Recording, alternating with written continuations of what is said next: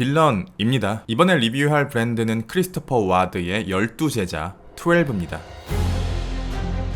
라도와 더불어 메스티지 레인지에서 제가 특별히 좋아하는 브랜드 중에 하나지만 구형 샌드허스트를 제외하고서는 아직 다른 모델들을 구입해본 적이 없는 매력이 확실한 것 같으면서도 막상 손이 잘 안 가는 브랜드 크리스토퍼 와드입니다. 그 와드는 시계질을 처음 시작하는 분들에게 추천드려도 좋고 내공이 있는 애호가 분들에게도 매력적인 브랜드입니다. 코로나 이전처럼 정말 부담없는 가격대는 아니지만 몇몇의 브랜드들처럼 무작정 가격만 올리진 않았습니다. 올린 가격 이상의 퀄리티와 디테일의 변화가 있었어요. 혹자는 마이크로 브랜드의 이돈을 이라고 말씀하기도 하지만 그 와드 역시 럭셔리 레인지에서의 롤렉스처럼 메스티지 레인지에서의 하나의 기준이 되는 브랜드가 될 수 있다고 생각하고요. 스와치 그룹 소속의 브랜드들이 전 세계적으로 아주 효율적인 시스템을 구축해놓고 다른 그룹들 리치몬드나 루이비통에 비해서 가격 대비 좋은 효율의 시계들을 제공해주고 있는데 그 와드는 그 스와치 그룹보다도 더 좋은 효율의 시계들을 만들어 줍니다. 쉽게 말해서 메스티지 레인지에서 돈 대비 가장 좋은 퀄리티의 시계를 만나려면 여기서 찾으시면 돼요. 만약에 크와드가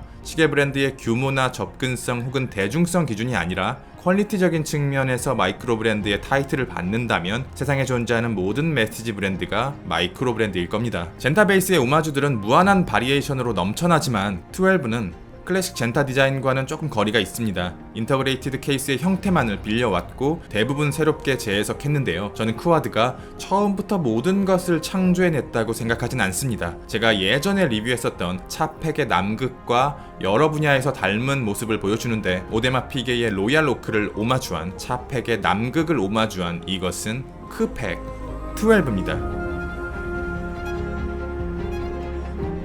이미 이 시계를 모르는 분들은 많지 않을 거라고 생각해요. 구구절절한 설명보다 더 시급한 것은 사이즈입니다. 36mm부터 9.95mm의 두께, 40.8mm의 러그트러그, 22mm의 러그, 러버 기준 74g, 논데이트, 고스트 포지션은 없습니다. 40mm는 9.95mm로 동일한 두께, 44.5mm의 러그트러그, 25mm의 러그, 브레이슬릿 기준 160g, 데이트, 방수는 10바, 100m 방수, 40mm와 36mm 두 극단적인 사이즈에서 고민하시고 계시는 애호가 분들이 제게는 보이는데요. 자세히 여러 각도에서 보여드릴게요. 제 시각에서 바라봤을 때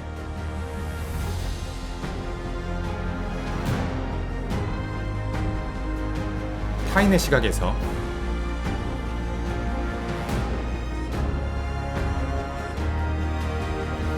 조금 멀리서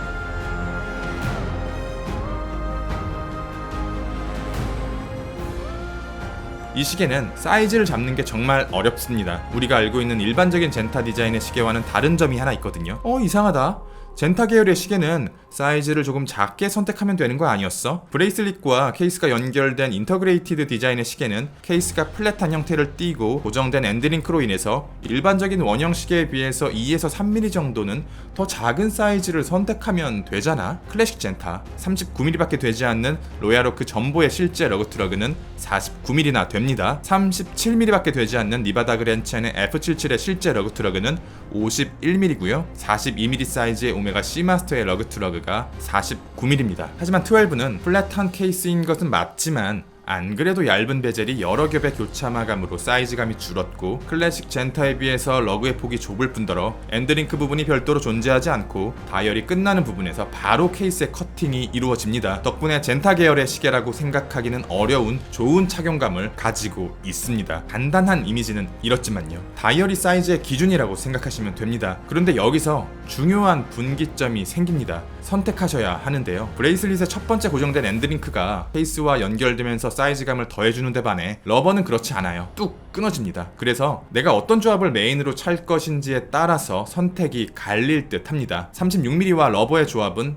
여성용, 36mm와 브레이슬릿은 신형 36mm 익스플로러 정도, 40mm와 러버의 조합은 손목둘레 17cm 아래, 40mm와 브레이슬릿의 조합은 손목둘레 17cm 이상이 잘 맞을 것 같습니다. 사이즈 정리 끝. 퀄리티는 자세히 봐야겠죠. 크와드답게 가격 대비 빌드 퀄리티는 좋습니다. 그 정도가 아주 매우 되게 좋습니다. 젠타의 특징을 살린 화려한 패킷,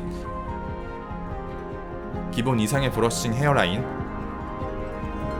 적절하게 나눠진 케이스 밸런스, 15겹이 넘어가는 교차 마감, 이 얇은 12각의 베젤 하나에만 폴리싱과 브러싱과 샌드블라스트 마감이 교차되어 있어요. 사실 제가 걱정했던 건 다이얼 퀄리티였습니다. 글레이셔 블루와 프로스티드 리첸 같이 채도가 낮은 유색의 다이얼 위에 썬네이가 입혀지면 소위 말하는 싼티가 나는 경우가 빈번하거든요. 그런데 이런 썬네이가 입혀질 때 단순히 평평한 다이얼 위에 헤어라인으로만 썬네이 비중을 조절하는 경우와 다르게 이렇게 유의미한 형태의 입체적인 패턴이 들어가게 되면 썬네이가 굉장히 자연스럽고 고급스러운 느낌을 주게 됩니다. 티소의 PRX도 같은 방식이긴 한데 두 개의 다이얼을 접사해서 보여드릴게요. 그리고 전보입니다.